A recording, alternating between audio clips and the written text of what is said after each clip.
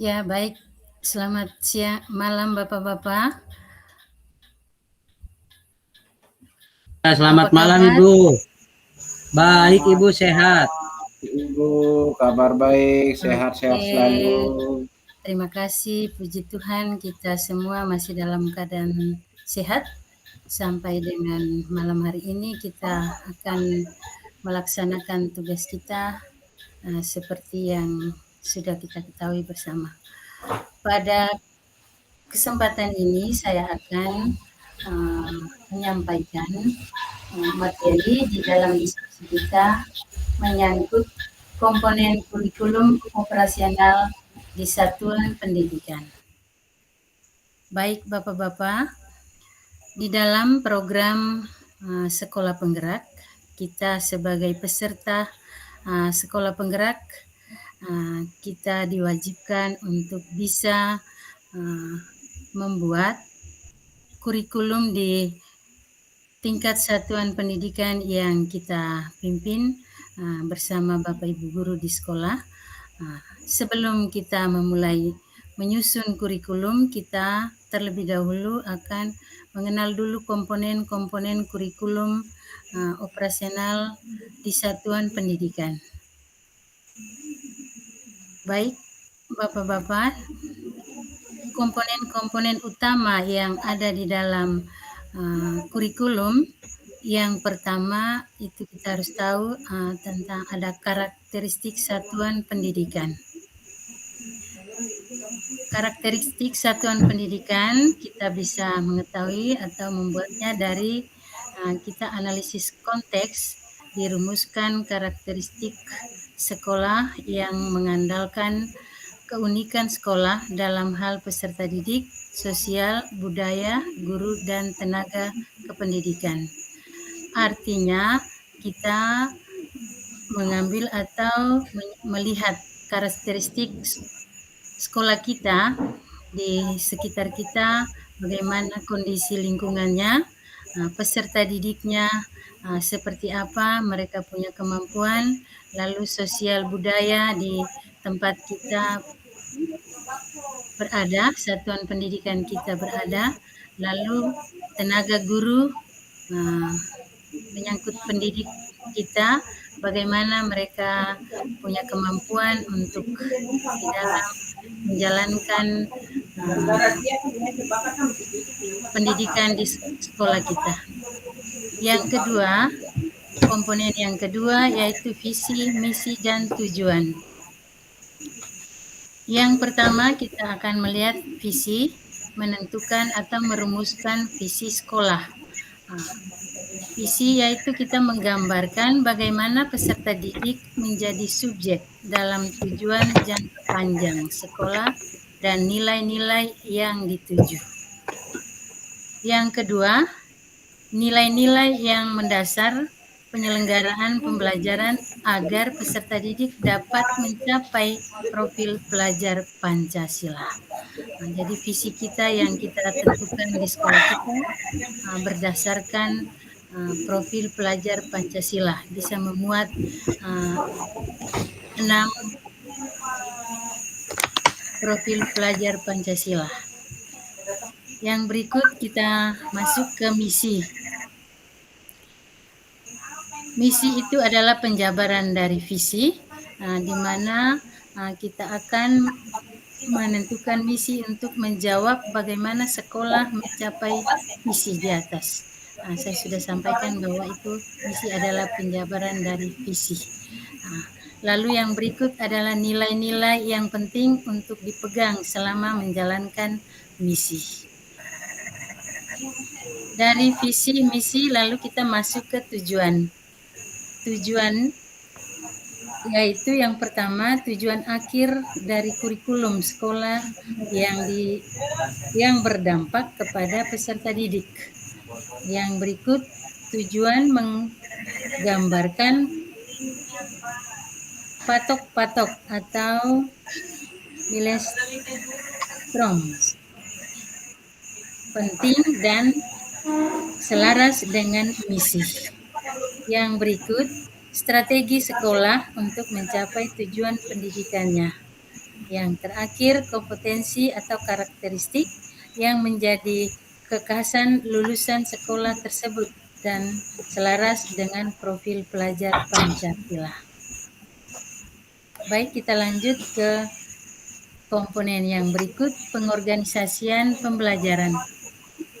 Di dalam kita melaksanakan pengorganisasian pembelajaran komponen, cara sekolah mengatur muatan kurikulum dalam satu rentang waktu dan beban belajar, cara sekolah mengelola pembelajarannya untuk mendukung capaian pembelajaran atau CP dan profil pelajar Pancasila dalam jangka waktu mingguan atau tahunan atau bulanan, lalu sistem blok atau cara pengorganisasian lainnya.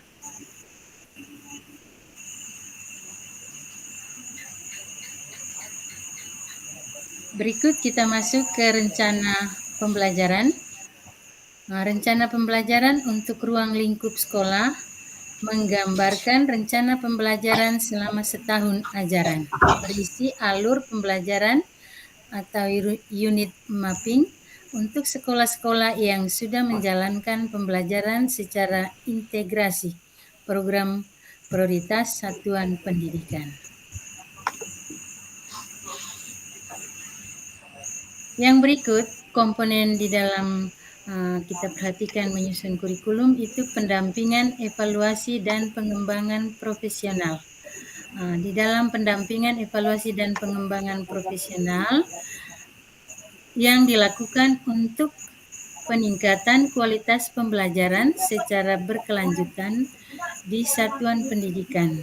Pelaksanaan ini dilakukan oleh para pemimpin atau kepala sekolah pendidikan satuan pendidikan secara internal dan bertahap sesuai dengan kemampuan satuan pendidikan. Berikut kita lanjut dengan lampiran. Komponen yang berikut lampiran itu kita melampirkan contoh-contoh rencana pembelajaran ruang lingkup kelas, menggambarkan rentang pembelajaran per tujuan pembelajaran dan atau per tema untuk sekolah-sekolah yang sudah menjalankan pembelajaran secara integritas. Berikutnya contoh penguatan profil pelajar Pancasila, penjabaran pilihan tema dan isu spesifik yang menjadi proyek pada tahun ajaran tersebut.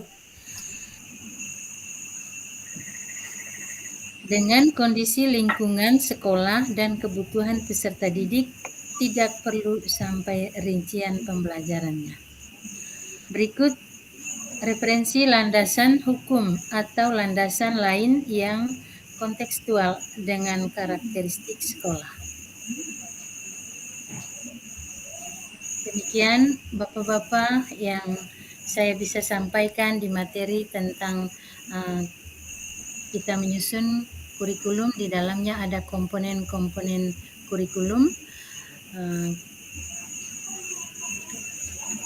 Dari Bapak-Bapak mungkin ada saran, pertanyaan atau tanggapan, saya persilakan.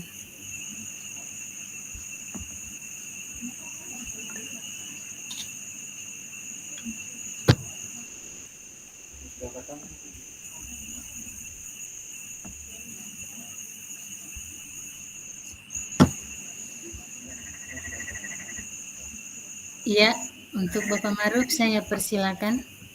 Mungkin ada pertanyaan atau tanggapan menyentuh materi yang tadi saya sampaikan. Ya, terima kasih Ibu Yuli atas penyampaiannya, bagus sekali.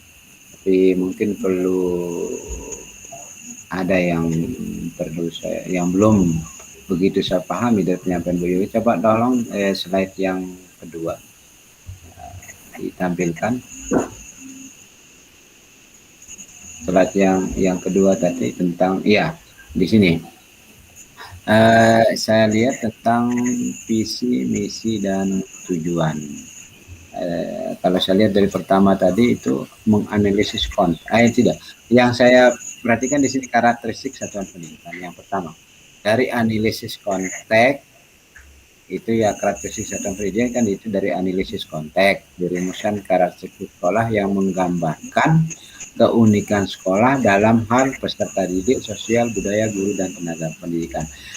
Yang saya mau tanyakan kepada Bu Yul dalam kesempatan ini, di mana sebelum kita menyusun visi misi di dalam komponen kurikulum kita ini, kan kita harus menganalisis kekuatan maupun kelemahan yang kita miliki di satuan pendidikan. Nah, dalam menganalisis ini apa yang format apa yang kita gunakan untuk menganalisis konteks yang ada di lingkungan pendidikan kita, sehingga nanti visi misi serta tujuan yang kita buat itu sesuai dengan karakteristik lingkungan sekolah kita maupun karakteristik peserta didik, bahkan sesuai dengan karakteristik pendidik dan tenaga pendidikan yang ada di sekolah kita. Jadi dalam analisis itu apa yang kita gunakan di dalam menganalisis konteks tersebut. Karena di sini masih bersifat umum sekali yang saya lihat di analisis karakteristik satuan pendidikan. Demikian, Bu Yul mungkin bisa dijelaskan. Terima kasih. Baik, terima kasih untuk Bapak Maruf sudah memberikan pertanyaan yang sangat bagus.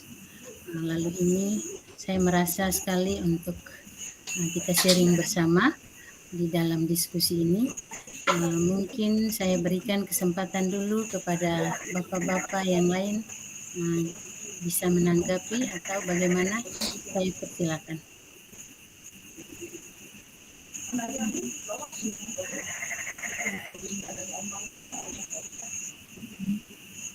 Siapa, Ma? Silakan Pak Robi, bisa menanggapi pertanyaan dari Bapak Maruf. Terus kalau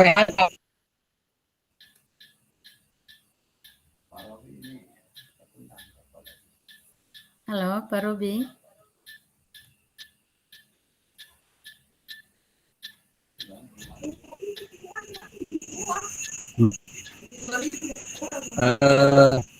Baik Ibu, Pak Bahruf.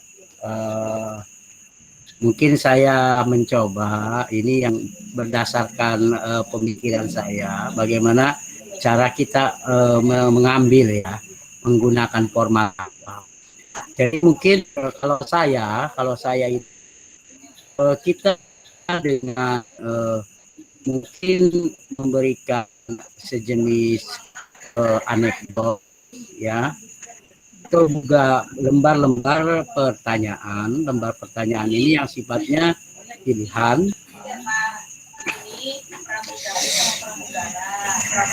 ya, yang bersifat mungkin pertanyaan-pertanyaan yang tetapi di situ yang tidak terlalu mengundang jawaban yang terlalu luas ya, yang format tadi mungkin salah satu contohnya tentang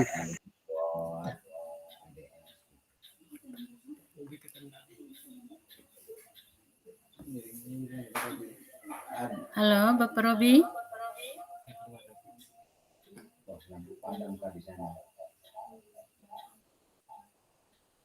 Halo. Ya, Pak Robi menghilang ini, ketendang lagi, kayaknya lampu padam Kak di sana. Lanjut saja Bu, dijelaskan. Baik, terima kasih untuk Bapak Robi tadi sudah menanggapi pertanyaan dari Pak Maruf. Nah, di sini saya bisa melengkapinya. Tadi pertanyaan bahwa mungkin kita bisa menyiapkan format apa untuk menganalisis karakteristik satuan pendidikan. Yang di sini saya mau berikan yaitu kita melakukan analisis SWOT berdasarkan EDS, evaluasi diri sekolah.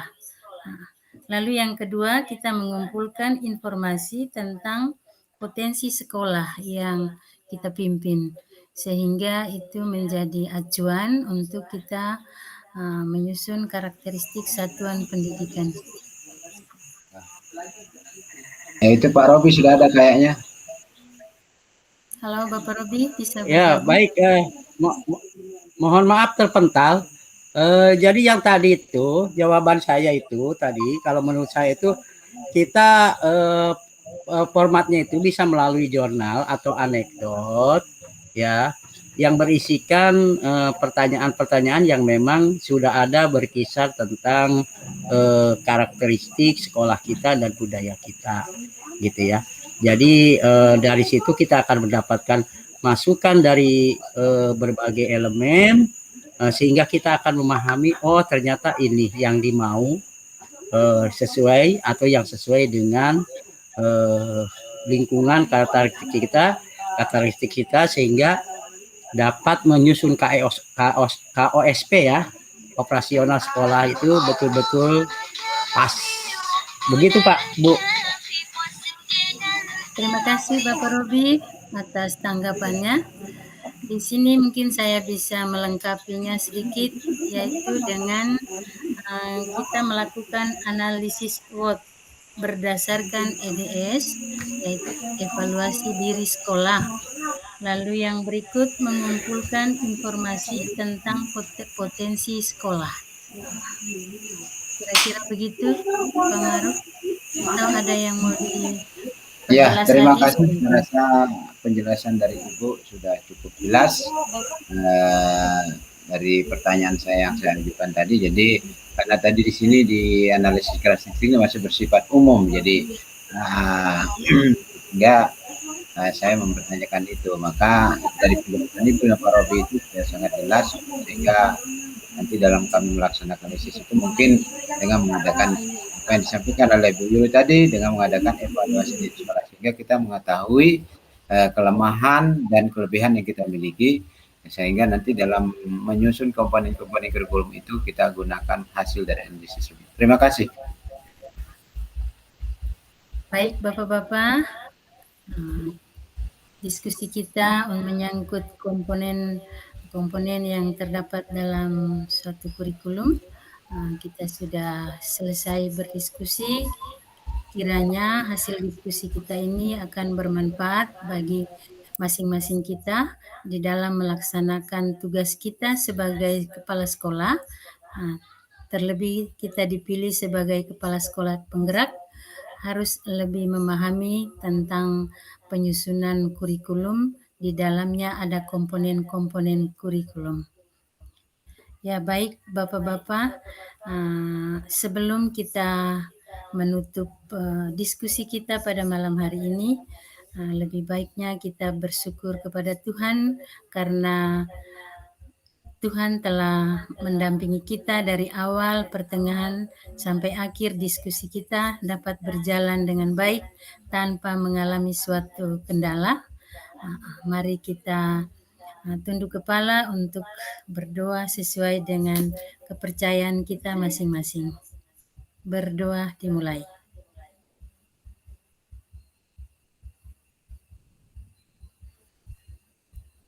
Berdoa selesai. Baik Bapak-Bapak, demikian pembahasan materi diskusi kita tentang komponen-komponen kurikulum. Semoga diskusi kita pada malam hari ini dapat bermanfaat untuk kita semua. Terima kasih. Selamat malam. Selamat malam. Semoga kita sehat selalu. Sudah tutup saya tadi.